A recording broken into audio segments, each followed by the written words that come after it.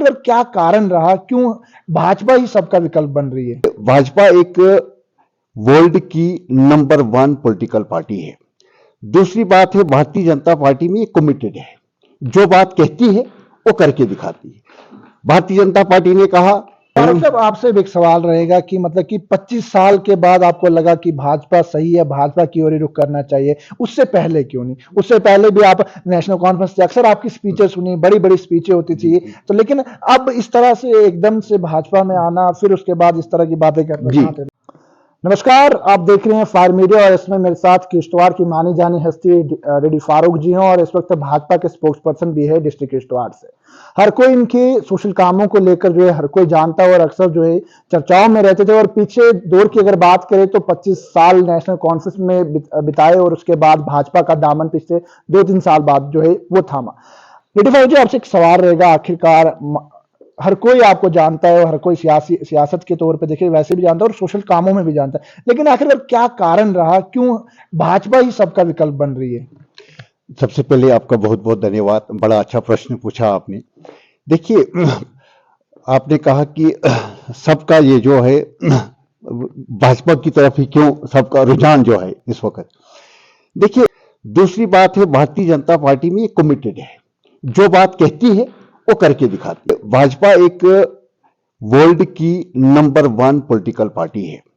दूसरी बात है, भारतीय जनता पार्टी में कमिटेड है, जो बात कहती है वो करके दिखाती है। भारतीय जनता पार्टी ने कहा, जब हम पूरी सत्ता में आएंगे, पूरी बहुमत में आएंगे, तो जम्मू कश्मीर से हम आर्टिकल 370 को खत्म कर देंगे। और जब भारतीय जनता पार्टी पूरी बहुमत के साथ आई, खत्म कर दिया।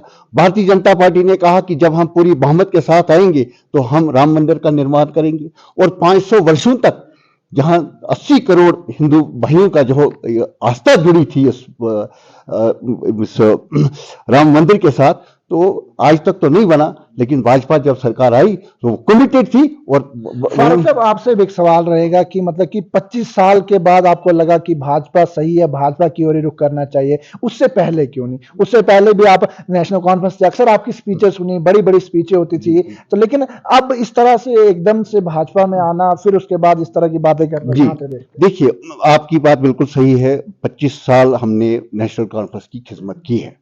25 साल हमने अपना लाइफ जो है आधा हिस्सा जो है वहां सर्व किया हमने नेशनल कॉन्फ्रेंस में।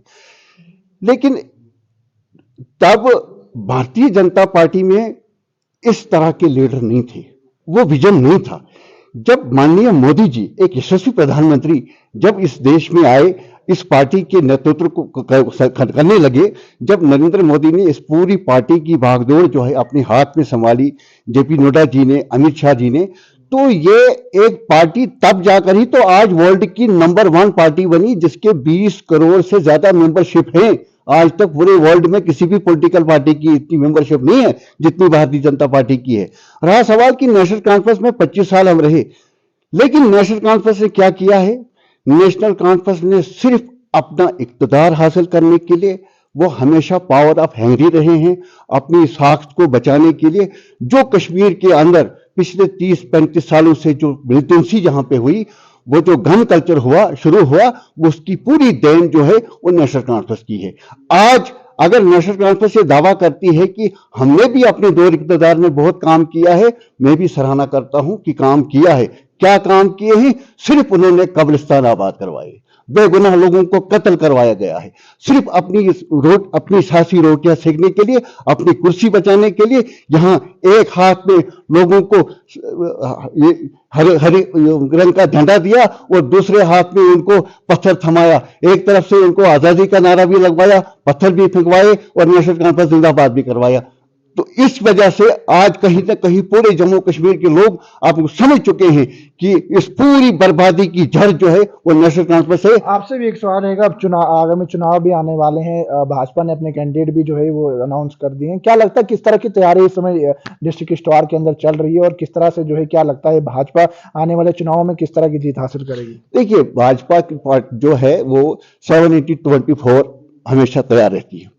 अब हमें सिर्फ इंतजार होता है जो हमारे इलेक्शन कमिश्नर ऑफ इंडिया है वो कब बिगुल बजाएंगे। बाकी पार्टी कार्यकर्ता होने के नाते हम हमेशा तैयार रहते हैं इलेक्शन के मूड में 24 घंटे इलेक्शन के मूड में तैयार होते हैं। हमारा कोई दिन खाली नहीं होता है जिला कार्यालय में, जिस दिन हमारा कोई ना कोई कार्यक्रम होता है इलेक्शन से रिलेटेड। पॉलिटिकल पार्टी जो हमारी कार्यकर्ता हैं, जो मंडल अध्यक्ष हैं, उनके साथ राब्ते में रहते हैं हम। जो हमारे बूथ प्रधान हैं, शक्ति केंद्र हैं, जो भी पार्टी के साथ जुड़े हैं, हमेशा हम टच में रहते हैं। इलेक्शन के लिए तो हम हमेशा तैयार में रहते हैं, और जब भी बुगल बजेगा उसके लिए हम लेकिन किश्तवाड़ के अंदर किस तरह की तैयारी जो है इस समय चल रही है? क्या लगता है कि आने वाले चुनाव में जो किश्तवाड़ से जो काफी ज्यादा वोटिंग होगी भाजपा की ओर, या वहीं विपक्ष भी ये कह रहा है कि कहीं ना कहीं भाजपा जो है किश्तवाड़ के अंदर कमजोर है? इस तरह की नहीं, दाल ऐसी बात नहीं है, ऐसी बात नहीं है। मैं इस चीज को नहीं मानता हूं। ये जो नेशनल कॉन्फ्रेंस या पीडीपी या कांग्रेस वाले जो दावा करते हैं, अभी जो कांग्रेस ने जो फिर से कह रही है कि भारत जोड़ो, यार मैं तो कहता हूं पहले भारत जोड़ो की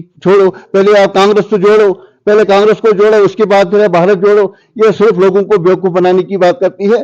भारतीय जनता पार्टी एक कमिटेड है, स्टैंड है अपनी जगह पे, और पूरी अक्सरियत के साथ भारतीय जनता पार्टी का हर एक कार्यकर्ता, चाहे वो पुरुष हो चाहे वो महिलाएं हो, पूरी जिस दिन भी वोटिंग होगी और पूरे जोश और खरोश के साथ घरों से निकलेंगे। और जो कैंडिडेट भाजपा का कैंडिडेट जो है वो कमल का फूल है। यहाँ कोई व्यक्ति नहीं होता है कैंडिडेट, यहाँ कमल का फूल कैंडिडेट है, और हमारा वोट जो है वो कमल के फूल को जाता है। लेकिन वहीं ये भी एक भाजपा के द्वारा कहा जाता है कि जो कैंडिडेट चेहरे हैं वो नए देखने को मिलेंगे, लेकिन फिर से वही चेहरे दोहराए गए, जिनमें सुनील शर्मा जी का नाम भी जो है आगे था, लेकिन कहीं ना कहीं फिर जो है वही डॉक्टर जितेंद्र सिंह जी को जो है वो टिकट दी गई। देखिए, सुनने में हमारे भी ये आया था कि सुनील जी का भी कहीं नाम है, लेकिन देखिए ये पार्टी हाईकमान का फैसला है, इसमें हम कुछ नहीं कर सकते। माननीय जितेंद्र सिंह जी ने, अगर वो 10 साल पीएमओ में रहे हैं, कुछ ना कुछ क्वालिटीज तो देखी होंगी उनमें। अभी तक तो बेदाग हैं, उनके ऊपर कोई, उनके चरित्र पे कोई अभी तक दाग भी नहीं लगा है। और जो उनका काम करने का अंदाज है, वो जो हाईकमान को अच्छा लगा होगा, ये संगठन का फैसला है, उसको दे दिया है। और हमने पहले ही कहा कि हमारा कैंडिडेट डॉक्टर जितेंद्र सिंह नहीं है, हमारा कैंडिडेट जुगल किशोर जी नहीं है, हमारा कैंडिडेट सुनील जी नहीं है, हमारा कैंडिडेट है कमल का फूल। जो पार्टी का चिन्ह है वो हमारा कैंडिडेट है। फारूक साहब, आपसे एक सवाल रहेगा, क्या लगता है जिस तरह से भाजपा ने जो वादे किए थे डिस्ट्रिक्ट किश्तवाड़ के अंदर हो, या चाहे उधमपुर के अंदर हो या अन्य कॉन्स्टिट्यूंसीज के अंदर हो, क्या लगता है आपको, जैसा बेरोजगारी की बात की थी, युवाओं को रोजगार की बात की थी, ये सब बातें की गई थी, क्या वो बातें पूरी हुई हैं जिससे अब नौजवान फिर से जो है भाजपा को एक मौका देगा? देखिए, ऐसा है कि ये जो एम्प्लॉयमेंट जो है ये डे बाई डे इंक्रीज होता जा रहा है, लेकिन भाजपा ने, माननीय सुनील कुमार शर्मा जी ने, उनकी काविशों की वजह से जो आज यहाँ 3 या 4 पावर प्रोजेक्ट फंक्शन कर रहे हैं, आज भी कहीं ना कहीं 8 से 10,000 एम्प्लॉइज इस पर काम कर रहे हैं। लेकिन अब आप भी देखते हैं कि मोदी जी का एक जो सपना है कि एक आत्मनिर्भर भारत बनाना है, एक विकसित भारत बनाना है। आजकल टेक्नोलॉजी का दौर है। मैं खुद इस पावर प्रोजेक्ट लाइन में 10 साल रहा हूं। जब दुलहस्ती पावर यहाँ प्रोजेक्ट बन रहा था, तब मैं भी उस प्रोजेक्ट में काम कर रहा था। मैं 2006 में बेज में सिविल इंजीनियरिंग का कोर्स भी किया मैंने वहां पर, पावर प्रोजेक्ट में। लेकिन उस दौरान वो टेक्नोलॉजी नहीं थी जो आज है।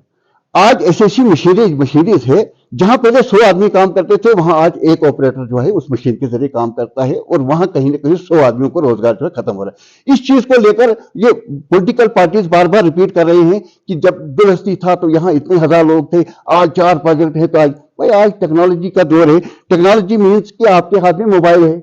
आपने जब मोबाइल हाथ में ले लिया, आपका मोबाइल आने के बाद ये आपकी घड़ी को खा गया, ये आपकी टॉर्च को खा गया, ये आपके कैमरे को खा गया, ये आपकी हर चीज को खा गया, आपके कैलकुलेटर को खा गया, क्योंकि ये ऑल इन वन एक में आ गया। तो इस वजह से कहीं ना कहीं उसमें फर्क पड़ा है कि पूरे जितनी अपेक्षाएं थी लोगों की, नौजवान में कि रोजगार मिलेगा, उतना नहीं मिला। इसलिए कि एक तो जब कोई भी कंपनी टेंडर देती है, टेंडर भरती है, उनका एक टाइम पीरियड होता है कि हमने ये प्रोजेक्ट 4 साल में या 3 साल में इसको कंप्लीट करना है। अब अगर उनको पता है कि ये प्रोजेक्ट टारगेट है कि 4 साल में कंप्लीट करना है, उन्होंने तो अपने उस हिसाब से मशीनरी लानी है, ताकि अगर टारगेट 4 साल का है और वो चाहेंगे कि नहीं 4 साल का अगर है तो हम चाहेंगे कि ये 45 महीने में ही प्रोजेक्ट तैयार हो जाए। तो इस वजह से तो कहीं ना कहीं एम्प्लॉयमेंट बढ़ रही है। चलिए जी, बहुत बहुत शुक्रिया। इसमें मेरे साथ डीडी फारूक जी थे और जिस तरह से मैंने कहा कि नामी चेहरे जो हैं डिस्ट्रिक्ट स्टार के कई समय पहले ये नेशनल कॉन्फ्रेंस में भी थे और भाजपा में है, और किस तरह से मैंने कहा कि पावर प्रोजेक्ट में जो है वो एम्प्लॉयमेंट तो दी जा रही है, लेकिन जितनी वहां पर जरूरत है उसी के मुकाम पर जो है वहां पर एम्प्लॉयमेंट दी जाएगी। आम जनता किस तरह से जो है अपनी राय भी जरूर कमेंट सेक्शन में रखिएगा। और जिस तरह से चुनावों को लेकर भी जो है अब भाजपा, चाहे वो किश्तवाड़ से हो, जम्मू से हो या कश्मीर से हो, भाजपा जो है वो इसमें काफी ज्यादा एक्टिव नजर आ रही है। कैंडिडेट्स का जो नाम है वो भी लिस्ट जो है वो सामने आ चुकी है, और अब आने वाले समय में ये देखने को होगा कि आखिरकार आम जनता जो है वो किसके साथ खड़ी होती है और आम जनता जो है किसे अपना उम्मीदवार देखना चाहती है। तो तब